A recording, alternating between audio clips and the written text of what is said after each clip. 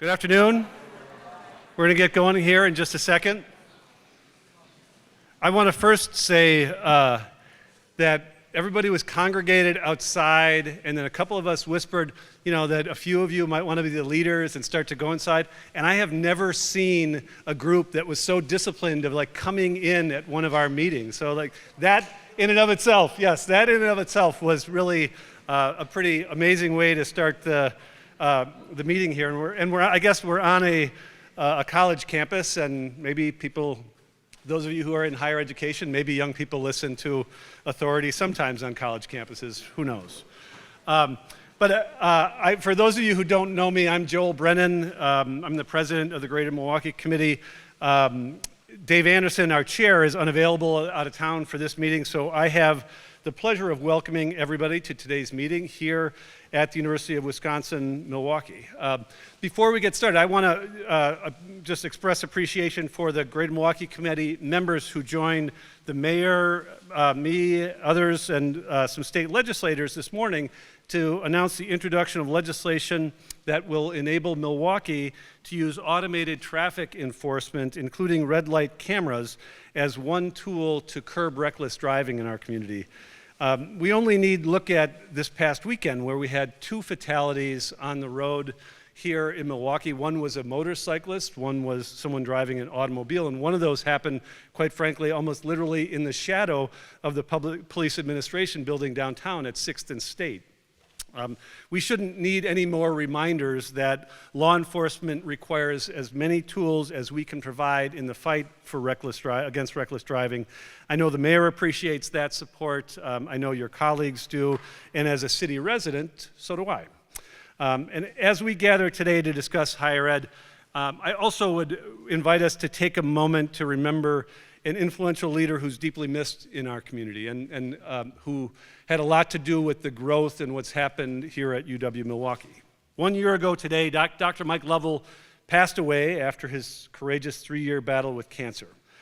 Dr. Lovell was a visionary leader whose deep faith, compassion, and commitment to innovation transformed UWM, transformed the Marquette campus and our community, and inspired all who knew him. His legacy is sustained through the lives he touched, the partnerships he built, and the enduring spirit of hope and service that he championed. A tireless advocate for mental health and community collaboration, Mike led with both heart and purpose. His presence is profoundly missed, but his impact continues to shape Milwaukee and will for generations to come. Dr. Kimo Ayun is unable to join us today as he leads remembrances of Mike on campus at Marquette. We join him in celebrating the life and legacy of Mike Lovell. We're joined by several guests today who are listed on the screen. I think they'll be listed on the screen behind me. There it is. Including a group of higher education leaders from throughout the region. And I know we're now, for the most part, past graduations. All of you had held things on your campuses. This is a time of celebration. It's also, as we're going to get into today, a time of real uncertainty on higher education campuses in Wisconsin, throughout the country. But we appreciate what you do. We appreciate all the graduates that you helped produce just in the past few weeks, and what you will do into the future. In addition, we also want to welcome a handful of new GMC members, Heidi Chada, the interim CEO at the Centers for Independence, Michael Grebe, the Chief Legal Officer at Right Height, and we welcome back Reggie Newson, who is the new president and CEO of WellPoint Care Network. We look forward to working collaboratively with all of you. And before we move on to our main topic today of higher education, I want to provide a quick opportunity for you to weigh in on a critically important K-12 issue in our community. As you recall, back in May, we heard from Dr. Brenda Casilius about her first months on the job, her vision. Many of us are working closely together with her on a day in and day out basis. Around the same time in May, the mayor hosted and convened a group of about 75 individuals. A number of you were present for that, and it was in some ways a historic gathering because people laid aside whatever their interests were, particularly with the private schools and the choice school, the voucher movement, whether they were a public school advocate, a charter advocate, whether you were a member of the business community, and a group came together, kind of left all that stuff at the door and said, how are we going to do things to advocate for better reading outcomes for our students in Milwaukee, regardless of what kind of school they go to. So just last week, as a result of that effort and the work that Howard Fuller, Joanne Anton, Greg Wesley, a number of others in the community have been involved with, the GMC was part of the announcement of the effort to create a Milwaukee Reading Commission, which will bring together public and private resources to train educators who work with kids in K-5 through 3rd grade in any Milwaukee school.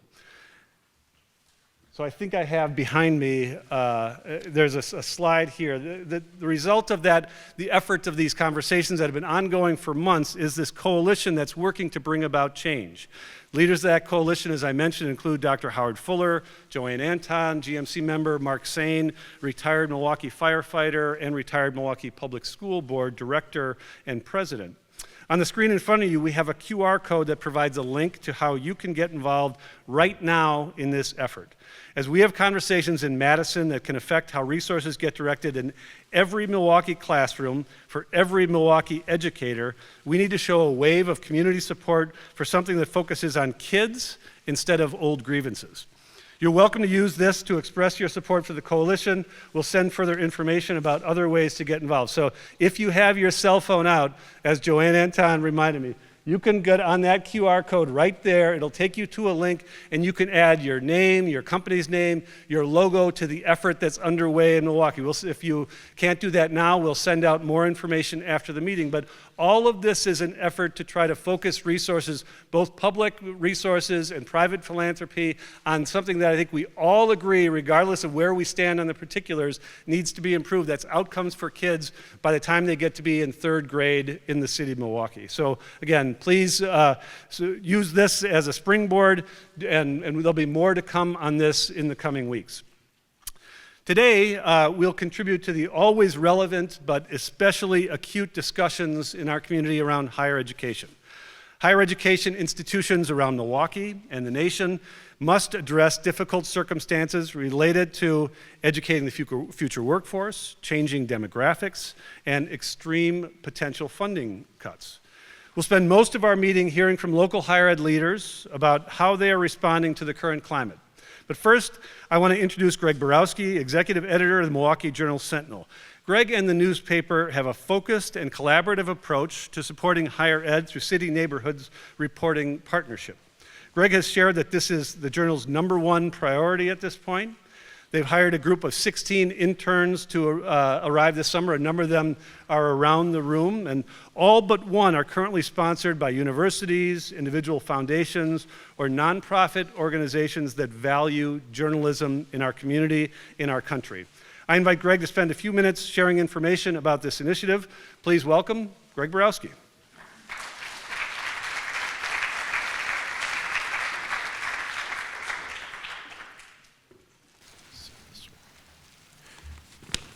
All right, thank you, Joel. I started in my position as executive editor in March of 2023, and one thing I've learned is that editors' years are like dog years. Election years count double, and as the father of a teenager, that means I've been in this role for approximately 27 years. Truly, though, the time is moving very quickly because we're faced with a lot of urgent challenges in the news industry today. So I appreciate Joel and the GMC for giving me a chance to share a few things that we're up to at the Journal-Sentinel, because I think we can all agree in this room that the community is stronger when the daily newspaper is strong, because we provide such vital information to the community.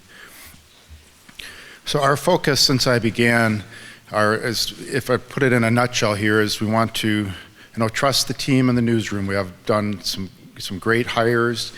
Journalism is truly a team sport. We always want to be humble. We do not know everything. We have made mistakes in the past, and we need to be prepared to move beyond them. We want to listen kind of relentlessly, not occasionally, but all the time.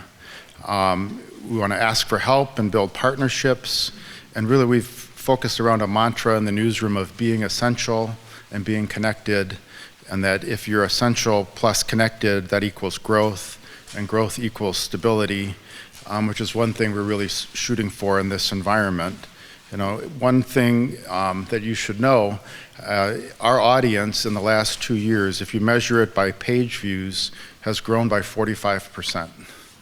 Okay, so if you hear someone out there saying, you know, we're losing a step or the Journal-Sentinel is fading away, I'd say don't believe it. Meanwhile, I hope you're seeing us out in the community a lot more as we try to elevate voices and tell stories that matter and connect with people. And I'll give you one real brief example of that I think encapsulates what we're trying to do. So a couple of years ago, maybe it was about a year and a half ago, Tamia Folks did a story on a 98-year-old woman who was about to be wrongfully evicted from her apartment. So we decided to A, write that story, which we might not have done in the past, B, put it on the front page, which we probably wouldn't have done in the past, and in doing that story, it kept the woman in her home. And what happened next was the cool part. So we had a lot of people who lived in the same apartment complex step forward and say, wait a minute, I've got this problem and this problem and this problem in this complex. So we wrote a story about that. And in the course of writing that story and reporting it, I got a call from a person who was sort of lobbying on behalf of the apartment complex and said, Greg, that's not a story. I said, what do you mean that's not a story? And he said, well, if you went to any apartment complex on the north side of Milwaukee, you would find exactly the same problems. And I said, sir, that's why it's a story. And that's the kind of stories we want to do, to be very community focused. So in doing that and in listening to the community, we've started down a path much more aggressively than we have before in seeking philanthropic support and building partnerships with different groups and organizations in the community in order to fill some of the gaps that we've identified. And I want to point out Erin Richards here. She was hired just under a year ago as our first director of development in the newsroom to pursue partnerships and strategic, efforts to keep us growing. So this push is going to bring us up to speed with other major newsrooms across the country in terms of seeking support from the community through universities, foundations, individuals, to be sure we can continue providing high quality news and information for the community. And we know we need to embrace this new model to continue to grow and be successful. So what's on the screen are these 4 efforts that we've been focused on now. The first is Milwaukee neighborhoods. We're going to be able to launch in just a few weeks a pilot effort focused on 3 specific neighborhoods in the city that will allow the reporters to really get in and know that community and tell those stories and elevate those voices. Great Lakes and the environment. We're able to continue some tremendous coverage from Caitlin Luby, who's came to us through Report for America and has really just had a great story in yesterday's newspaper about the quagga and zebra mussels on the bottom of the lake and how they're literally vacuuming them up, or lawn mowing them up, I guess was the analogy. Education, we're trying to build our capacity on our team because we recognize how vital that topic is in the community. And arts and culture, that we want to have, there's so many fresh voices in the community in this realm that we want to be able to capture that and tell those stories as well. So we are just tremendously, tremendously grateful to all the foundations that have stepped forward so far and the folks to work with us. Many of them are in the room today. I can say that so far, everyone that we've talked with has found value in what we're doing, and no one said, get lost. So that's been a great, really great experience for us, great feeling. So a huge, huge thank you to them. We'll have a lot more details on each as we begin to roll out these efforts. There's more detail on that, and I'll share this in an email after the meeting with and how to contribute on the screen there. So one of the areas where some of our earliest partners in terms of connecting with the community and building out support and our efforts have been with universities such as Marquette, UW-Madison, and UWM, both in supporting our most important journalism, but also in the area of interns. So we had, at one point about 15 years ago or so, our intern program was really faltering amid budget cuts. One year we had a point where the budget went so sour we had no interns at all. So we decided to set about creating a system where we now have partnerships with 7 universities or foundations supporting 13 of our 16 interns in the newsroom this summer. And we're proud that more than half of them are diverse. Many of them have local ties. We have a long, long history of hiring former interns, including Aaron, and keeping them here. And every year those interns seem to get younger, it feels, or maybe I'm getting older, but they also seem to get smarter, faster, and more creative, and they certainly keep all of us on our toes. So there are 3 with us today: Dakota Barnes-Rush from Marquette, Liliana Fannin from UWM, and Frankie Pica from UW-Madison. So we're grateful to have them here. Yeah.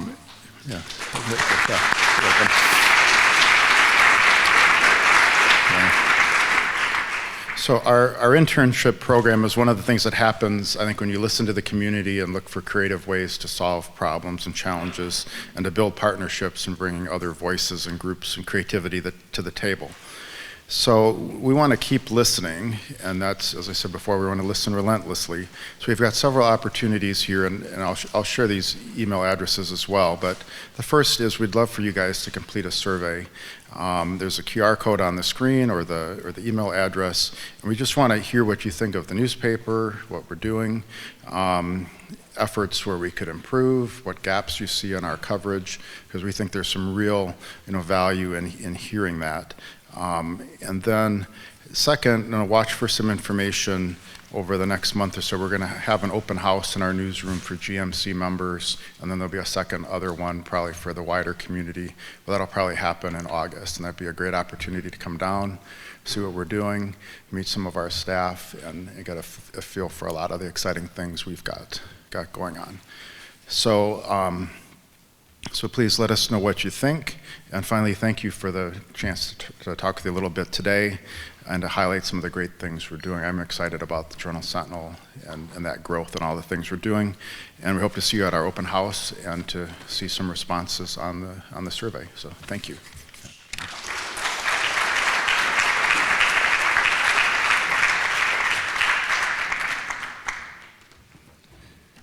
Thank you, Greg, and thanks for what you continue to do as a GMC member. Just for a moment, I want to speak to the interns because it was only about 75 years ago that my mother and father were both journalism students at Marquette University in the late 1940s and early 1950s. And so I have grown, one, I wouldn't be here without that, without journalism, without those people, but also the respect and regard that we have for journalism and good journalists is something that I think everybody in this community, everybody in this room can support and endorse. So thank you for what you're doing, what you're launching into for this summer, and what you're launching into potentially for your career. So thank you.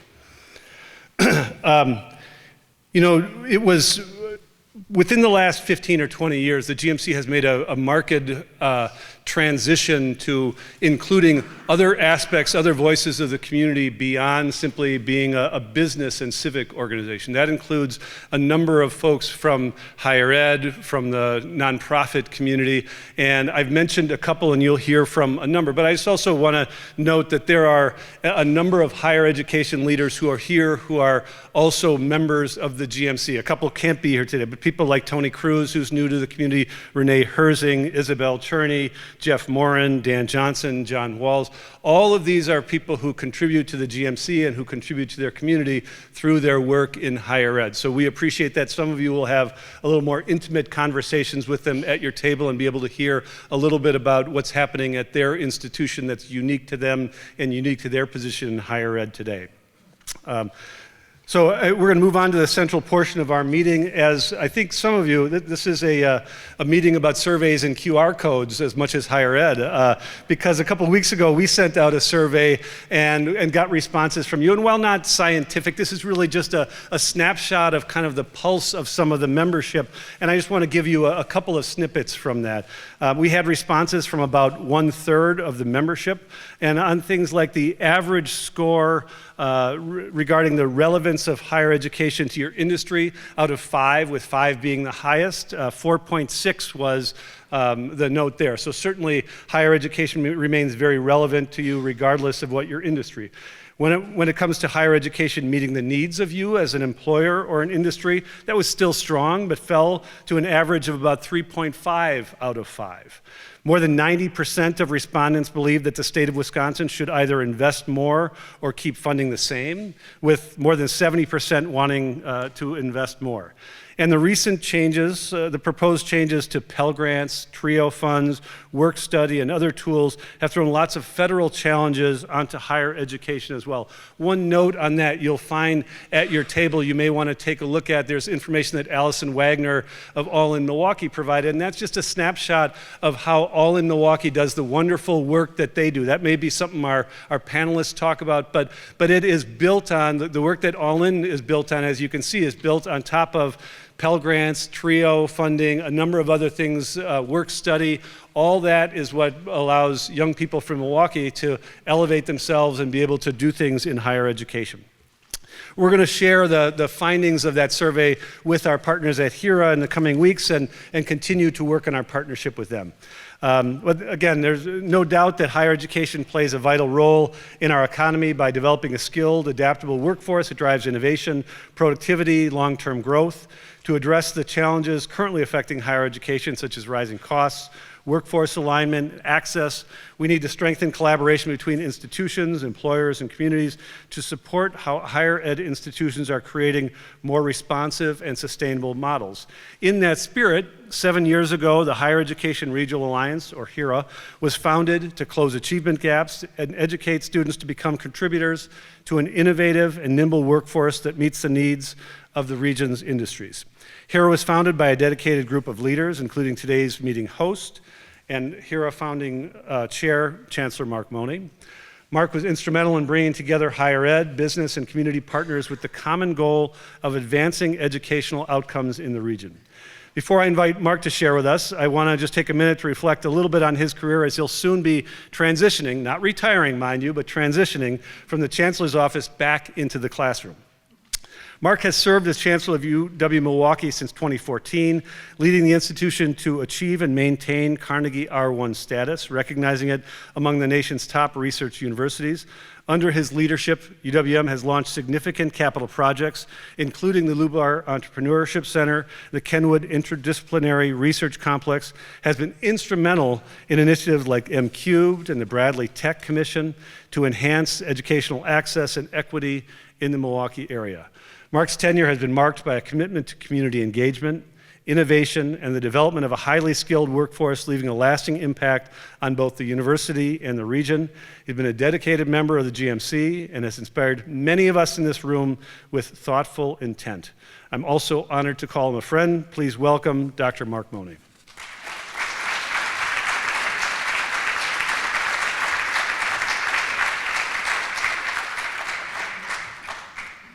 Well, thank you, Joel. That's mighty kind of you. And you know, you talked about all the people coming in here so rapidly. We like to think of that as the academic discipline that comes back, as we so fondly like to think of that. I wish that were true. Well, good afternoon, everyone. We're delighted to have you all here. It's a thrill to see you, and especially to be on home turf here at UW-Milwaukee. And we know as we think about the future of higher education, just how critical the work is that we do. And I'm so delighted that so many of my Higher Ed Regional Alliance colleagues could join, as well as many others. And I'm going to, before we get into the content and the panel, I'd like to just spend a moment introducing my successor, Tom Gibson. And Tom, I thought that my name, you know, sometimes there's some mispronunciations that come in. I hear Monet, I hear Moan on the news last week. We hear these different pronunciations. I didn't think your name could be mispronounced, but I did see it misspelled here today. So it's not, it's not Tom Gibbons.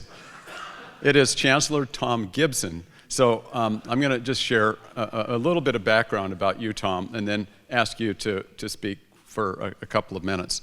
So Tom is currently the Chancellor at UW-Stevens Point. He's been in that role since 2020. Had to be quite a time to jump into the chancellorship there for two reasons. One is that UW-Stevens Point was making national news for some of the curriculum changes that they were trying to institute, and it wasn't going so well. And this was on the front page of a lot of national higher ed outlets as well as some others. And so Tom inherited a challenging situation on the financial front, and COVID came along. And so Tom and I got to know each other pretty well because we, for then interim chancellor Tommy Thompson, interim system president Tommy Thompson, Tom and I worked together. We co-chaired one task force and did an awful lot of things together. And I can tell you what he's done at Stevens Point, and I think it bodes very well for Milwaukee. He's not only helped address a significant financial turnaround, he's really focused a lot on students, student success, their graduation, but also readiness for the workforce and a lot of different things. Part of that has been enabled because of his work with the philanthropic and business communities, as well as others, education included. His background is in education, so he really covers a lot of bases. And when you think about somebody who can come in and really make a difference, hit the ground running, he's got the 5 years of chancellorship background, system, regents, others just are incredibly comfortable. And while he starts officially on July 14th, and I like to say the keys are yours. And so the night of July 13th, it's a Sunday, I'll still have my hands on the levers. We're kind of have these jokes. And of course, you'd hope to think that it's a quiet time. You know, so we'll hope that continues. I'll continue in an oversight, introductory type of role, not oversight, but introductory, however I can help Tom during the summer. And Tom, it's going to be all yours, and I know you're going to do a great job. I would ask the Greater Milwaukee Committee, of course, to continue to provide the same kind of support that you have for me and the support of UW-Milwaukee. So Tom, could you come up and say hi?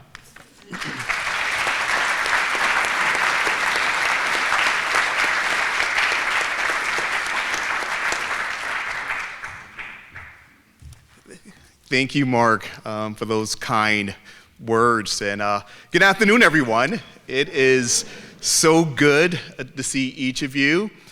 You should know that I am extremely thrilled, honored, and humbled to serve as the next chancellor of UWM. This institution is so important to this city, county, region, and beyond. And I am just extremely encouraged about the good work that we will do together as a result of the individuals and their respective organizations that are in this room this afternoon.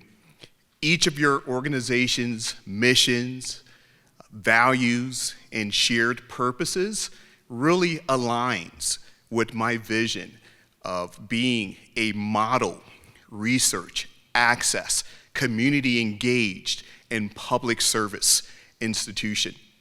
Now, you will hear this afternoon about some of the headwinds that our sector is experiencing. And they are indeed real, very real. But I'm confident that if we continue to focus on our respective missions and values, that this too shall pass and our missions will endure. So Mark, thank you for ensuring that I have the opportunity to connect, to meet with important contributors to the vibrancy of this city, county, and beyond. Your friendship has been invaluable, and I hope that I can still call on you on a Sunday night if something goes awry. But I know that, again, with the good leadership in this room and the willingness to help and contribute to the greater good, my institution, our city, county would be all in good hands. So I will pause here, and I look forward to meeting each of you and getting to know more about your respective organizations. Thank you.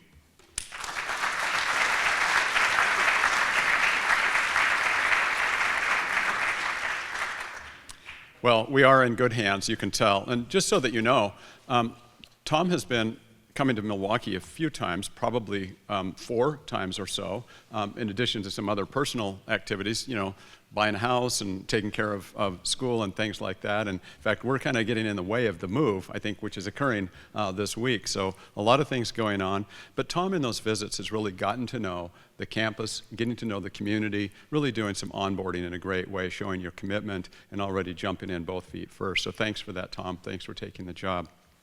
Joel, if I may, I'm going to move into the Higher Ed Regional Alliance. So for background, Joel did a great job setting the stage for what is HERA, Higher Ed Regional Alliance. Let me build on that a little bit, and then I'm going to invite our panelists to come up and speak. I'll moderate the panel and answer a question along the way, and then we'll open it up for questions and then ask you to look and have, as Joel mentioned, those table discussions about some of the things that are happening at the specific institutions that are represented here in the room. So first, HERA is. What is HERA? It's really an important partnership because it brought together the post-secondary community in a powerful way some 7 years ago to address some of the most vexing needs that we have in higher education. Namely, at the time, you remember, and it's still true today, how concerned we were with the available talent, the available pipeline of talent to meet the needs of our region. And this was pre-pandemic. This was pre a number of things that have happened in the last 5 or 6 years. But it was really important to bring individuals together to focus on 3 fundamental goals. And those goals, beyond you'd think it would make an awful lot of sense to have the higher ed folks working on college completion. But we were looking at a number of other things. And to enable us to contribute to what some of those other goals were, which I'll mention, we brought together a number of community partners. So individuals in this room are often well represented, and individuals in the community. So we partner with, for example, the Wisconsin Economic Development Corporation. They provided some of the initial funding and support for a very lean administrative staff. Eve Hall from the Greater Milwaukee Urban League. We have Joel Brennan from, of course, the GMC, who's at the table, and his predecessor was important because the GMC is our fiscal agent. So these are vitally important roles.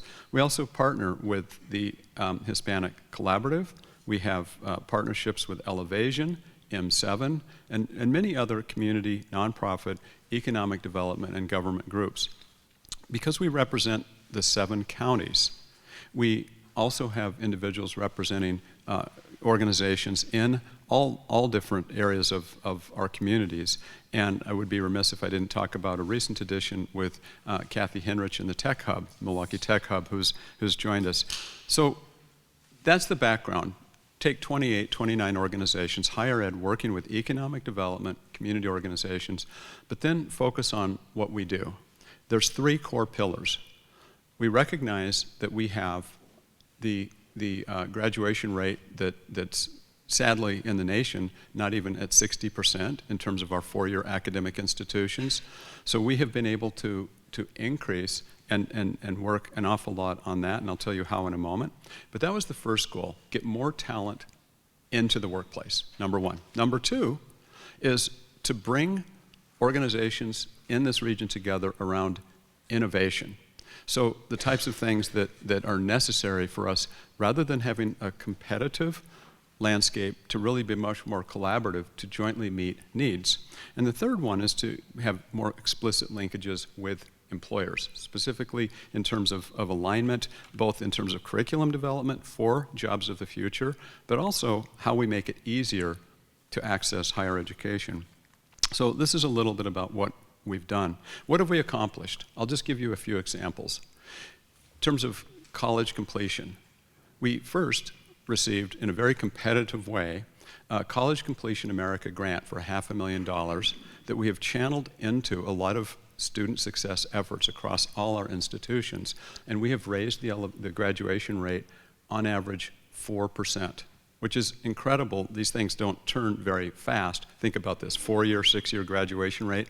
Amazing how long those take. So we have been able to increase that.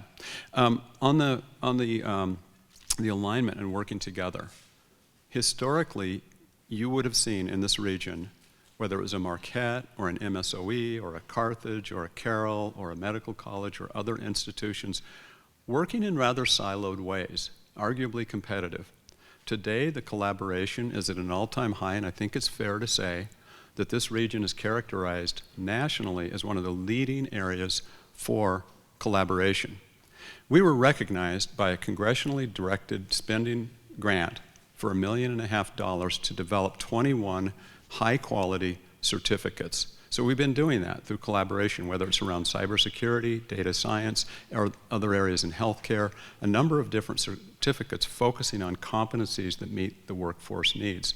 Again, these are just examples. The third linkage, directly working for and with employers, is the use of Handshake, which is an online portal so that you can access simultaneously talent rather than the old problem we used to have, and it wasn't that long ago, where, for example, school districts would come to UWM. We have a large education program, and they'd say, you have some talent, you have teachers, individuals who can come in and be advisors, but boy, we need a lot more than what you can provide.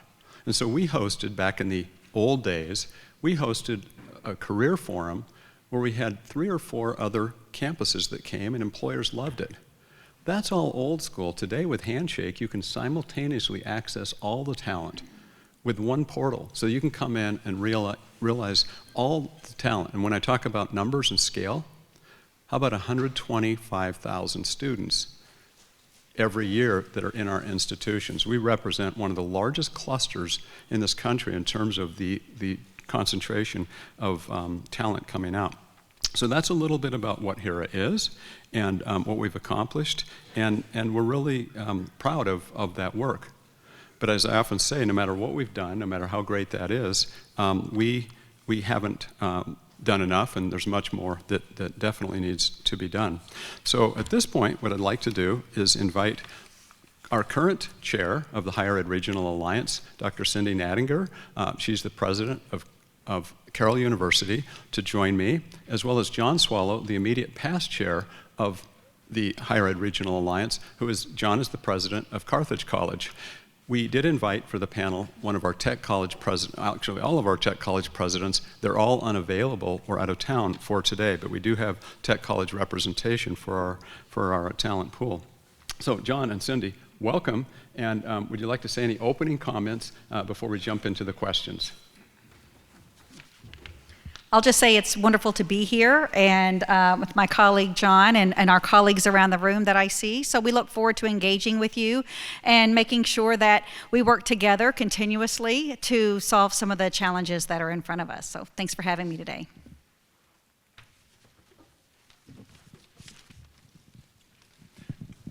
Great, wonderful. Okay, well, we've got some questions, and these don't come from the survey. And no, Joel, I didn't fill out the survey 25 times, so that wasn't just all me, but we do look forward to be on the receiving end of those. Okay, so for our conversation, we'll have 4 or 5 questions, then we welcome any broadly allowing for the time that we have. First question, John and Cindy, deals with affordability and access. As tuition continues to rise and student debt becomes more burdensome, what changes have you made to increase affordability and access in this region? John, if you could lead off on that, please. Thank you, Mark. It's really great to be here with all of you. Carthage has taken a leadership position in pricing initiatives. And to give some examples, we lowered tuition 30% in 2019. We instituted a Carthage commitment for Wisconsin residents earning $65,000 or less, where the family pays only $5,500 a year in tuition. And we have held books down to less than $200 a semester for every student. But the point I want to make is that all of our institutions are working very hard on this, and you can see it not only in regional data, you can see it in national data as well. If you look at the average cost, the net cost that a family pays, let's say to go to a 4-year public institution in the United States, it's down 20% over the past decade. So you hear a lot about rising tuition costs, and those are list prices, but actual families are paying less. Now, it's not as true as much as we'd want in Wisconsin, thanks to some of the state support questions, but I looked up on the graph recently. If you look at the average amount paid by families, the cost of attendance to a UW institution over the past 5 years, that's gone up 6%, but inflation went up 22%. So many of our institutions are becoming cheaper all the time. If you look at private institutions nationwide, after inflation, the average cost a family is paying is 12% down from 10 years ago. So there are market forces at work that are driving down tuitions. And so the question, and they are only going to continue. This is one of the topics that I know we're going to wrestle with today with the demographics. There will be fewer and fewer high school graduates in Wisconsin and the Midwest for years to come. 15% fewer high school graduates in Wisconsin 15 years from now. So you can imagine what that does to the industry. So there will be downward pressure on net tuition for years to come. And the question that a lot of us are wrestling with is, how does higher education stay afloat? How many institutions will close and how many can prosper? Wonderful. Thank you, John. Cindy.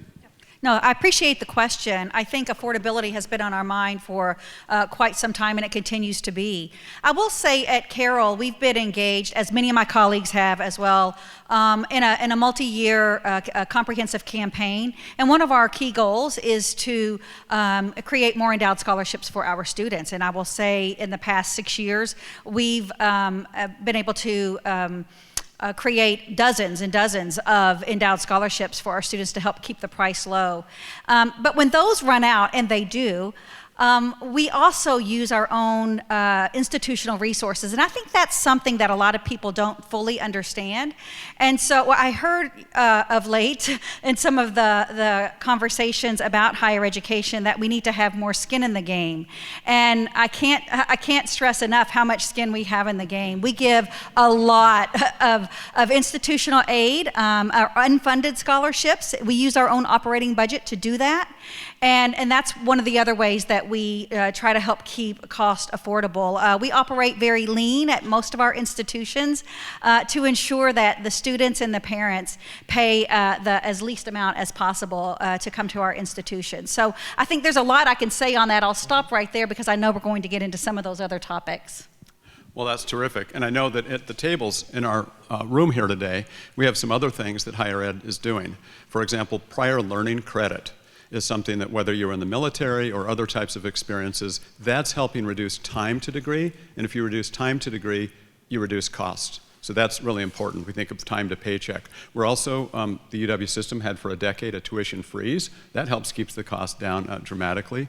We're also moving into shorter types of degree programs, exploring, for example, the possibilities in some areas of 3-year degrees. And again, this is where prior learning credit, flex degree options, some other things like that have been important. So, second question is what you've both been hinting at here, which is around enrollment and demographic shifts. And the question is basically this. We face a conundrum, a significant conundrum, because we, in this room, all share the same problem. There's fewer entrants into the workplace. There's fewer entrants into our education institutions. That is a fundamental dilemma. It's demography. There's a book that was written about this, Demography and the Demand for Higher Education, and it's something that really chronicles the Northeast is the worst. And why it's the worst is not only there was much more of a brain drain in the 70s and 80s, but there was also a much higher concentration of academic institutions. Take Boston, which probably has 60 four-year institutions. Philadelphia has 35. You know, it's just tremendous, public and private. So you've got this concentration. We're fortunate to have a concentration, but I would not argue oversupply here. So we've got this challenge, and at the same time, an aging workforce. In fact, Department of Workforce Development puts that by 2031, we're going to have a 241,000 employee workforce shortage. I'm not talking about just fewer, I'm talking about the net. 241,000. There's a Wisconsin healthcare report that shows that 45% of the net job growth over the next decade will be in healthcare. We're in a very difficult situation, especially with some of the other headwinds that are facing us. So we've got this incredible demand that is going to affect the ability to remain thriving, to remain healthy on a number of different fronts. And so we know that in higher ed we've got to react. So in that context, John and Cindy, you get the easy ones. You know, I don't have to answer this one. What impact is this having, and how are you evolving in terms of curriculum, learning approaches, emerging technologies, and target student audiences to meet student and employer demand? Cindy, can you please lead off? Sure, that's an easy question. Thanks for the softball, Mark. These are big issues for us, as we know. I will say the changes in demographics are not new. We've known this was coming. We've been planning for it for the past 12, 13 years as we get closer.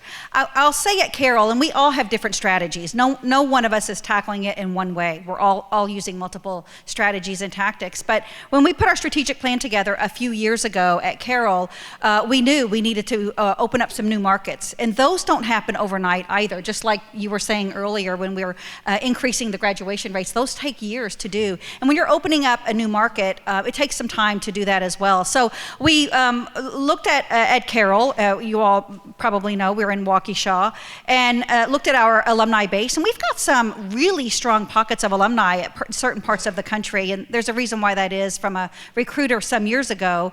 But we decided to tap into some of those markets. A lot of our alums retire in Arizona, and we know that it's a single flight from Phoenix to Milwaukee.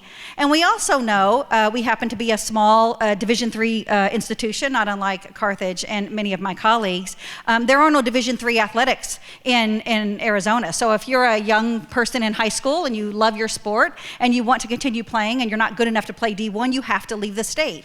And so we thought, why not encourage them to come to our area? So we've had great success. We've been working on that for about 4 years now, and every year we get more and more students from there, from a certain area of California and Puerto Rico as well. I know we mentioned at the start of this our colleague Mike Lovell that we lost 1 year ago today. We also lost a community leader, Jose Olivieri, who came from Puerto Rico back in the 70s, as did many students, and studied at Carroll. And many of those went home. Jose, of course, stayed here, as did others. And so we've opened up new markets again in Puerto Rico where we already had a foothold and a lot of people who know. So I think thinking about those strategies, we need to bring more people to our community. And that's one of the ways that we've done it. Where we've gone is not as important as letting all of you know we're looking at and increasing the number of students that we bring to this region. International students, the last 2 years at Carroll, we've had more international students on our campus than we've had in our 180-year history.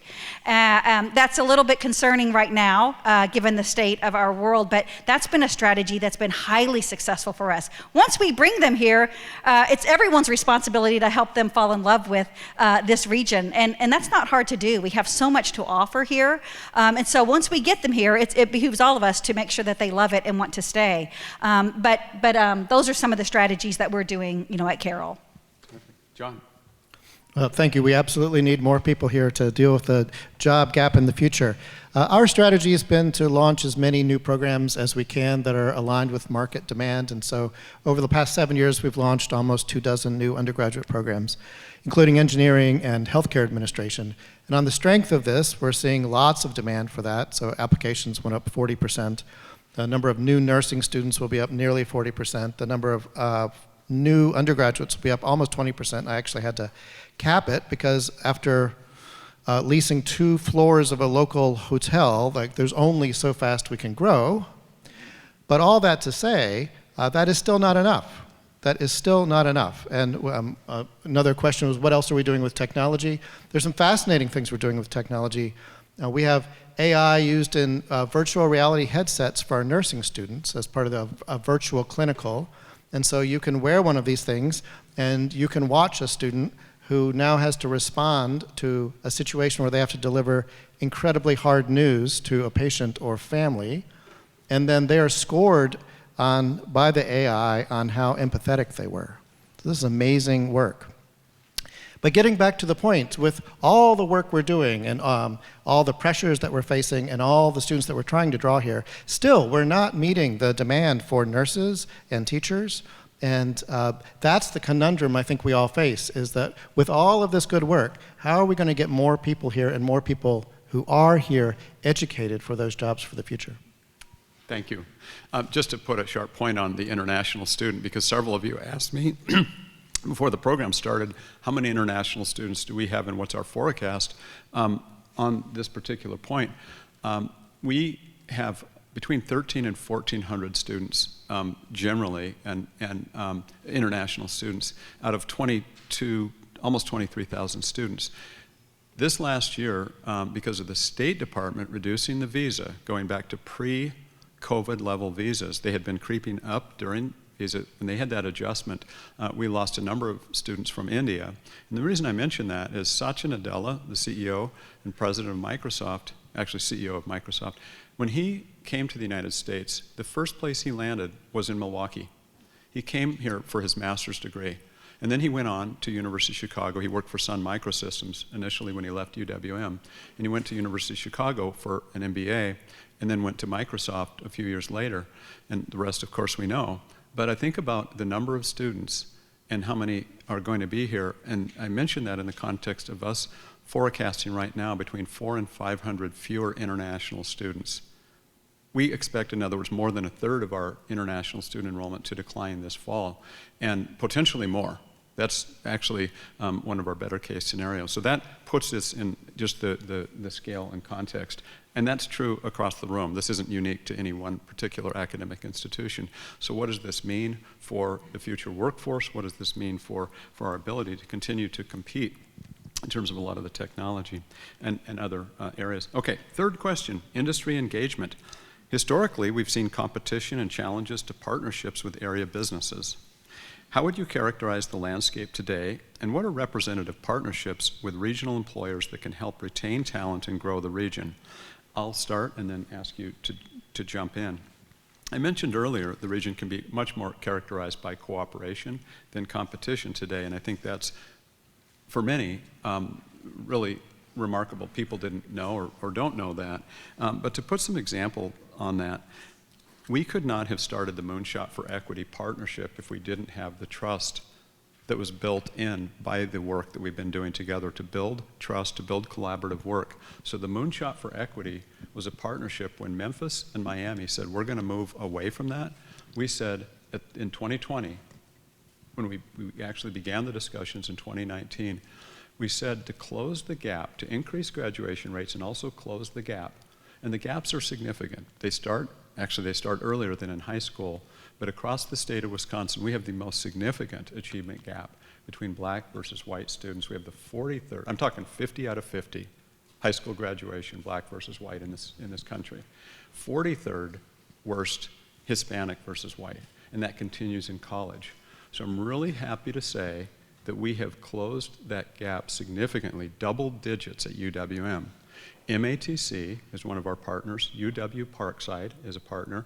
Carthage College, about called you Carthage University, John. If you're going to add 2,000 new programs, we've got to call you university. and Gateway Technical College joined.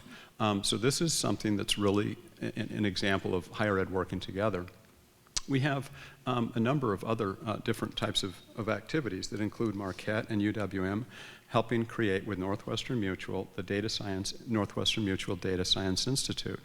We've recently gone beyond that and are bringing together around artificial intelligence a number of the campuses that have made the most significant investments in AI to build on that, because we know that the region is going to need more of that talent in the future. And there's a lot of work that I'm really proud of across our institutions and the collaboration. One I'll mention, and I give a shout out to John, Dr. John Raymond at the Medical College, where John introduced me some time back to Dr. Gustavo Leone. He's the Cancer Center Director. And as a result of that introduction, we've recently had our third cohort of 15 undergraduate students, incredible students, doing cancer research, each with a Medical College of Wisconsin mentor, each from a diverse background, doing cutting-edge work. And as Dr. Leone likes to say, this is the generation that will solve cancer. And it's vitally important that we have these types of partnerships. So again, characterized by collaboration more than competition. All of us could give examples of that in higher ed. Other examples? All of us could give examples of that. Thank you for saying that. I'll start by saying we do very little without the engagement of our community partners at Carroll. And that goes from starting new programs, engaging with our community and our industry partners to find out what it is that they need, and to be as responsive as we can. So one example, just recently, John mentioned engineering at Carthage. We will start our first cohort this fall of engineering students. We've had pre-engineering and partnership partnership programs for a decade. So building on that, we've been talking with our partners at Generac, Husco, people in our community to say, what is it exactly that you need? And they were very clear. When you put your engineering program together, this is what we're looking for. And so they were part of the conversations from the very beginning to help us ensure that the graduates we put out are exactly what they need. And so we're excited about that partnership. We've had wonderful partnerships with our healthcare providers. For those of you who know about Carroll, we have a very strong reputation in the health sciences, everything from nursing to physical therapy, physician assistant. We cover all of that and do it very well. And so one of the things that's happened recently, and it's just another sign of the challenges that everyone's feeling in the workforce all over. We were contacted by a healthcare organization that's based in Illinois, Northern Illinois, saying they want a stronger partnership with us, if possible, for a stronger pipeline into their system.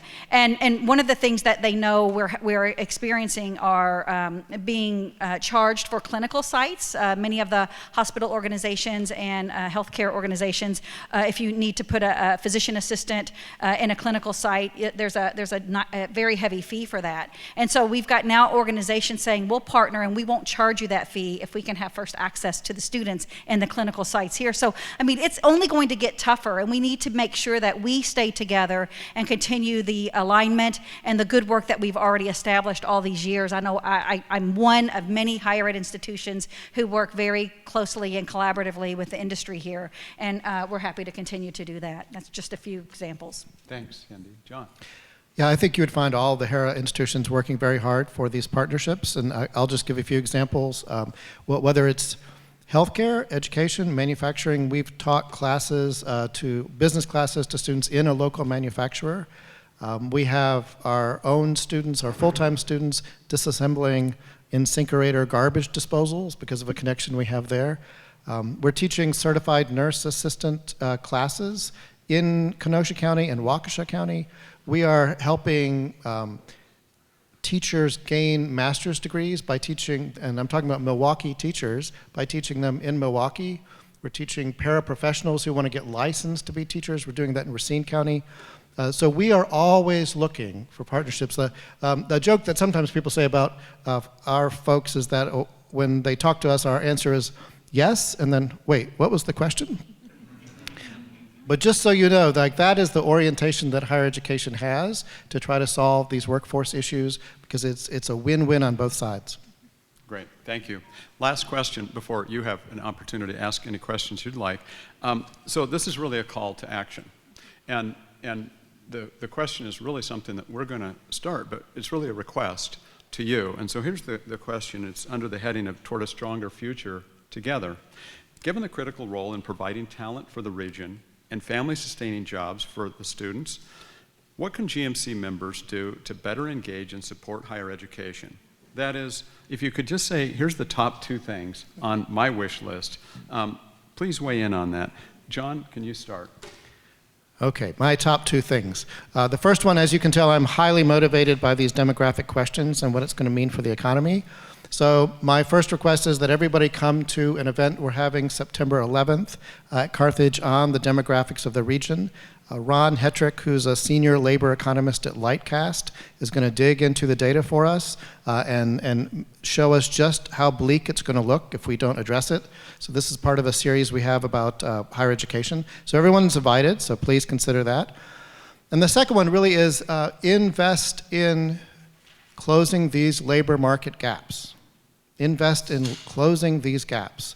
I'm convinced that as the Midwest starts to shrink, there will be some regions, cities, regions that still outperform and prosper, but it's going to be by attracting others to come. I'm leaving immigration aside for a moment. I'm talking about attracting other people from other cities. If you go back and look at the American high school movement, that was driven by people and businesses who wanted to attract families to towns. That's how those schools started. And I'm convinced that over the next couple of decades, those cities and regions that get out in front of this and decide we are going to close those labor market gaps, we are going to attract families here, we're going to have the right schooling, access to education, and we're going to have the economy that people need, those are going to prosper, and the other cities are just going to shrink. Thanks, John. Cindy? I think I would say for the first thing is we ask you to be an advocate with us. There's a national narrative about the importance of higher education. Is it important? Do students really need to go to college? Maybe we can just send them straight to the workforce. And certainly there's a place for some of that. But we need an educated workforce in this community. We need healthcare workers. We need engineers. We know that. And so when you hear higher ed slow to change, they're part of the problem, certainly I want you to remember that we are as responsive as we can be. We've talked about a few examples. If we had 3 more hours, I could tell you all of the things, innovative things that we're doing on Carroll's campus. We'll start an AI program this fall, and our AI major, it's been a minor for a few years that we've partnered, but it's because we've had industry leaders say we're going to need someone with to sort of lead our AI strategy. So those are the graduates that we'll put out and do that. So if we know of a need, we're happy to lean in and address that need. So I think if you hear from someone who's complaining about higher education, if you'll suggest that they contact us. Have you reached out to your higher ed leadership and talked about what your concerns are? I would welcome you to do that. And then the second thing I would ask you to do, we talked just a little bit, not near enough, about the reconciliation bill that's sitting in the Senate right now. And there are a lot of cuts to higher education, to students, and their access. We started the very first question this afternoon on access. And we know if the Pell Grants get cut, federal work study, and the supplemental education grant, those are things that will be very detrimental to this region. And I know our colleagues and partners at All in Milwaukee and other places are concerned about that. We're all concerned about it. So I've been more active this year than I've ever been with my elected officials, and I invite you to join us in that cause and reach out to your elected officials and let them know how important it is that we preserve Pell Grants. Our state legislators as well, we need an increase in the state Wisconsin State Grant. So all of those things are critical for helping us look ahead at the challenges to come, because we need to get more students in college and through the pipeline into the workforce. So I would ask for your help in those 2 ways. We didn't compare notes. Thank you, Cindy and John. We didn't compare notes ahead of time on our answers, but I figured for this one, I'd need to have more than 2 because I think they probably would have captured 1 or 2 of mine, and they did. So the advocacy piece I certainly would reinforce. And I want to just have a shout out for those of us who are also doing significant research. This is a major concern, both in terms of the indirects and the absolute pipeline of grants, contracts, and work. And it is detrimental to the advancement of knowledge and research, whether it's in health, environment, manufacturing, go down the line. And so when you think of advocacy, think of that critically important component as well. There's a lot riding on this. There's a significant amount at stake, and I know some of my colleagues will speak about that at your respective tables. But my 2 would be, first, you've already started this, and Joel, I think you would be, obviously, with your staff, a point person. I would love to see the Greater Milwaukee Committee align with the needs based on the survey that you have. What are the needs that are not being met right now that you think higher ed could focus on and sharpen even more? We'd love, you've heard innovation, you've heard how proactive we are. We're ready and we are doing an awful lot, and sometimes there's a gap between what we're actually doing, and we might find that of half the things that you say you don't have or we don't provide, we might say, actually we are. But we also want to listen, Greg, to your point, listen just relentlessly. If there's things that we are not meeting and we're just like too introspective or whatever, let's open that dialogue up. So really catalog what those needs are and let us come back and use this as a forum to say, did you know? Here's all the things that we have in those categories. So that would be 1. Second, and this might surprise you a little bit, I'm going to actually not ask for you to support higher ed directly, post-secondary ed, but where might I actually really ask you to focus on? I think it's critical if we look at the pipeline. We absolutely are leaving too many children, too many individuals behind. This region has a significant population, but I think we can do so much more.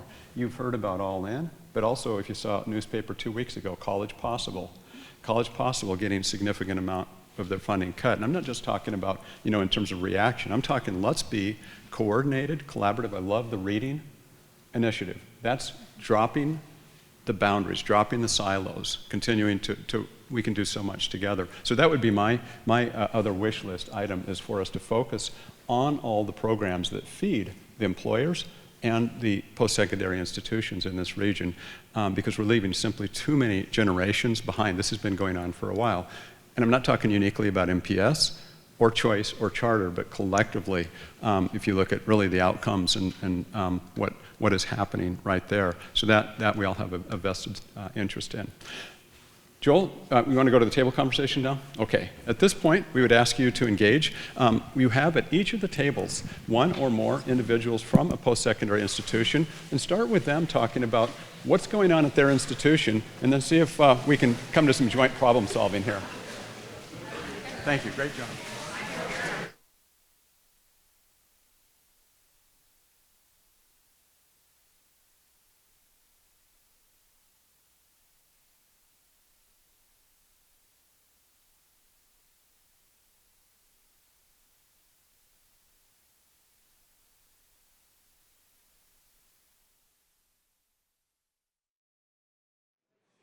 All right, I'm going to ask people to stop the conversations at the table, including you, Mayor.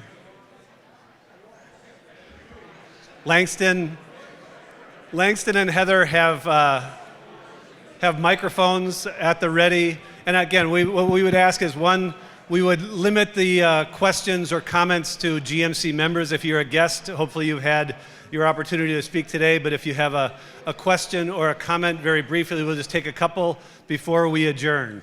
Anybody with either a reaction or a comment or a question for somebody here?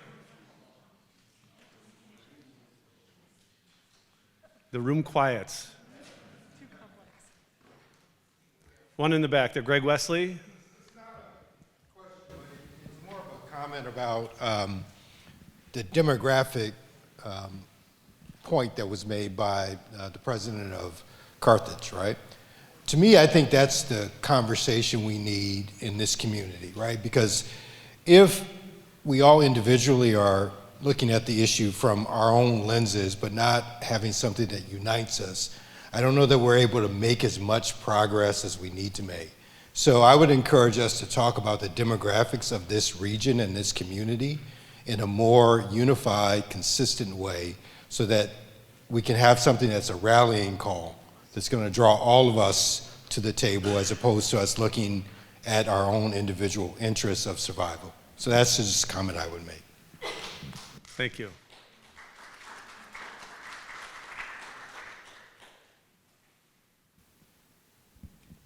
I have a question. My name is Jorge Franco, and fascinating presentation, and thanks to Mark. I don't know if he's left already or not. Oh, there he is, yeah. Wonderful leadership here at Mark. Congratulations on that. Amazing career. So it's exciting to see that you've evolved into a consortium model. That's the partnership you were describing. It's like it's a consortium model. Fed Chair Jerome Powell, years ago in Washington, D.C., led a group of private schools into a consortium model for cost-cutting reasons, and through the consortium they were able to consolidate certain costs and other back-end things. We've worked very closely at the Hispanic Chamber with industry. We had gathered 30 manufacturers, including Caterpillar, Illinois Tool Works, a whole group of them, and one of the big things they were focused on were the costs related to higher education and how to bring that down. I think things that can motivate and inspire the private sector employers in particular to step up and go deeper into helping with these solutions would be encouraged by whether or not something's being looked at in that regard around cost-cutting measures. Thank you. Just a quick response to that. Many of the academic institutions in this room are, in fact, on two different dimensions, looking at a number of things that will help with cost sharing. I'll give you one. In the AI world, none of us can make the same investments that are needed to be made. But consolidation and being able to share resources in back of the house ways is one. And a second one is curriculum sharing, where we're developing very innovative pathways so that I don't have to have all of the faculty in name the area. Do we need to have the duplication? Can we develop pathways where we can share? So that's one of the hallmarks of the Northwestern Mutual Data Science Institute with Marquette and UWM, to have that ability so students can take classes at different institutions. And so those are the things that we need to do more of, and I think you'll see a lot more consolidation opportunities behind the scenes more than necessarily in front, but great suggestion. YCU does that for private colleges. Thanks, Renee.